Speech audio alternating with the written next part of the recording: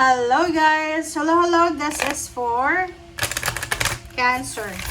Cancer, welcome dito sa aking channel, Kapalaran 888. Welcome guys. Alamin natin kung anong messages, vibration, gabay, energy para sa lahat. So Cancer, tingnan natin kung ano yung sasabihin sa'yo ng baraha for the first 2 weeks of July 2026. So in general siya. Please comment down below kung may gusto kang sabihin. And doon sa mga bago na subscribers, thank you guys sa inyong pag-subscribe. And thank you din sa mga nandito para bumisita sa ating channel. Huwag niyong kakalimutan na mag-like and share and subscribe. I-press ang notification bell button guys para updated kayo sa mga videos na ina-upload natin everyday. Okay, Cancer, number 36, number 9. This is Crossroad. Okay. Cancer. Ang dami-dami mong iniisip. Forgiveness. Oh! This is all about emotion. Mataas yung pride mo ba? Kasi ang nakikita ko sa'yo dito, naguguluhan ka.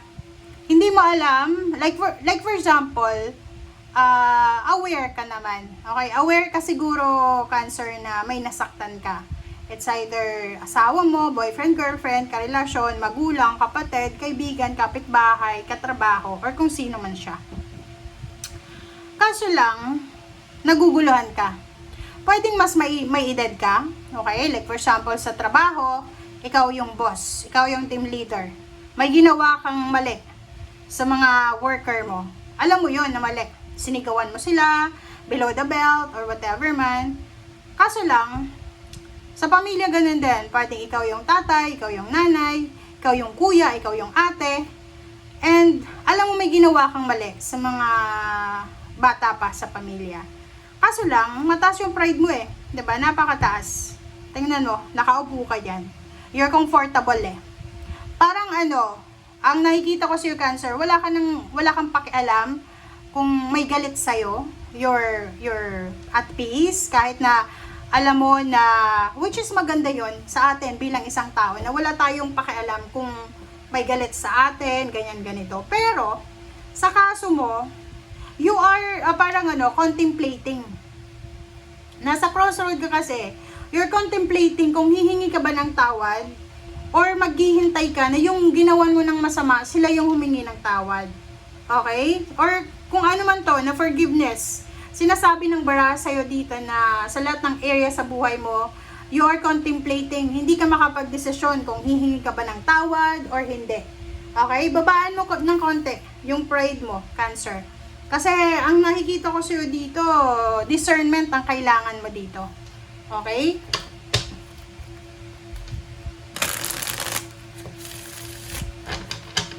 Pag alam natin guys na tayo yung may kasalanan, kahit tayo pa yung may-ari ng kumpanya, kahit tayo yung nanay, kung may kasalanan kayo sa mga anak nyo, humingi kayo ng tawad. Kasi alam nyo ba, yung lalo sa loob ng tahanan, yung upbringing ng mga bata, nagsisimula yan sa parents. Pag tayo bilang isang parent, kahit mali tayo, hindi tayo nagpapakumbaba, yung anak natin, lalaki yan na ganun din, tulad natin. Okay, kahit may kasalanan sila, magiging sobrang defensive pa rin sila. Kasi nakita yon sa parents, or sa mga ate, kuya, parang ganun, sa lolo, lola. The Devil and Ten of Cups, nako, Cancer. Same ito sa Pisces, parang nakikita ko na to. Mag-iingat kayo doon sa mga tao, especially sa mga Capricorn or any zodiac sign, na parang sila, chismoso or whatever man. So, maybe nasa masaya kang pamilya, you are stable and secured sa emotion mo, sa family life. Ang taong ito, guguluhin niya yung kung ano yung masaya sa'yo. Kaya, alam nyo, dapat yung matutunan na lahat ng masasayang nangyayari sa buhay nyo, huwag nyong ipagpo-post sa mga social media accounts nyo. Kasi, ang social media accounts na yan, validation yan. Ba't mo binavalidate yung kaligayahan mo sa ibang tao? Yung mga nagla-like and love na yan, nagko-comment na yan, halfway niyan, inggit yan. So, mga taong yan, lalo kung may lihim na galit sa'yo, hindi sila masaya na makita kayong masaya. So, mag-iingat kayo kasi pag nakita ng mga taong may galit sa inyo na masaya kayo, guguluhin nila yung pamilya nyo. Okay? Paghihiwalayin kayong mag-asawa, mag-boyfriend, girlfriend, magka-live-in, magkakapatid, 'di ba? So, gagawa sila ng paraan para sirain yung pamilya nyo. So, you need to be careful. Wow! Page of Cups. So, nakikita ko sa'yo dito na since you're a water sign, sinasabi ng bara sa'yo na, yun, huwag ka nang magdalawang isip. Humingi ka na ng tulong, humingi ka na ng tawad sa mga tao na nagawan mo ng kasamaan or kung ano pa man. Nandito yung 6 of Wands. So, sinasabi ng bara sa'yo dito na pag nawala yung tinik na yan sa dibdib mo, pag, like for example, may amendments na, parang ano na to maayos na yung problema mo sa kung sino man ang kagalit mo, dun papasok yung 6 of Wands. Ang 6 of Wands is the victory and success, the blessings. Kasi minsan, yung puot galit natin sa ating puso, siya yung nagiging parang sagabal para hindi makapasok yung blessing sa buhay natin. Okay?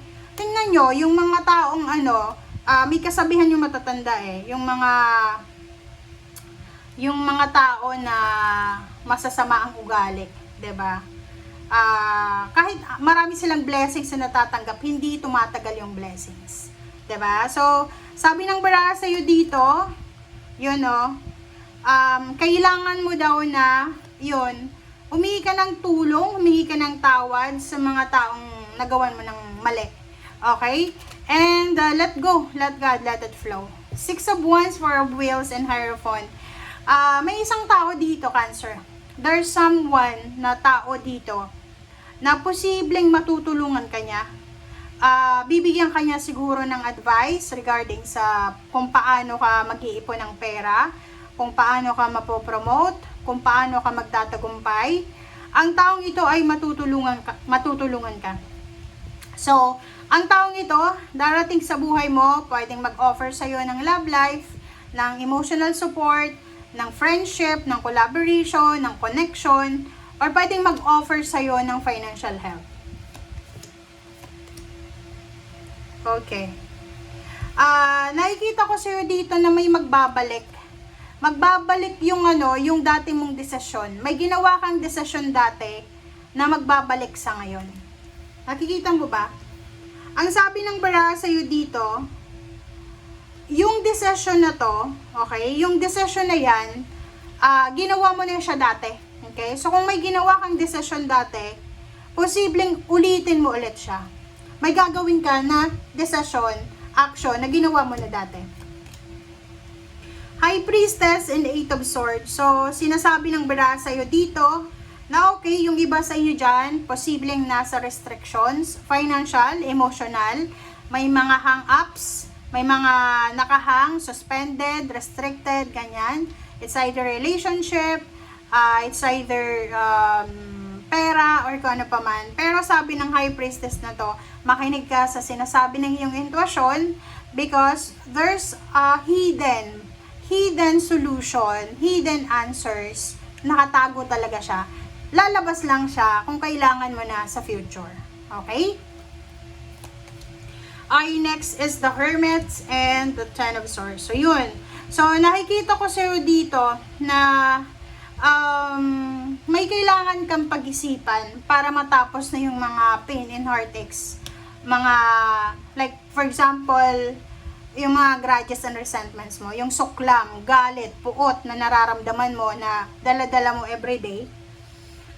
Kailangan mo na daw pag-isipan kung i-let go mo na ba yan or patuloy mo siyang dadalhin everyday. Okay? King of Wands and 5 of Wheels. So, nakikita ko sa'yo dito na isang balita ang posibleng matatanggap mo regarding sa finances, regarding sa trabaho mo. So, kung wala kang pera sa ngayon, sinasabi ng baraha sa'yo na may darating na pera. Kung, like for example, kung naghihirap ka financially ngayon, yung parang said na, sinasabi ng baraha sa'yo, isang napakagandang balita ang darating sa'yo. Pwedeng mga additional work or additional mga sudden blessing siya na darating sa inyo na posibleng yun yung magiging sagot sa mga confusion nyo, sa mga sama ng loob nyo, ganyan.